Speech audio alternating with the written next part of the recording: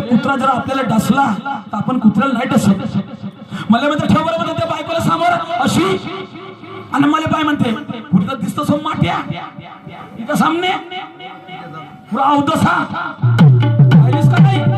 तिच्या एका केसाची तरी ती बरोबर नाही करतस का तिच्यावाली, नाही एका केसाची बरोबरी तरी करतस का.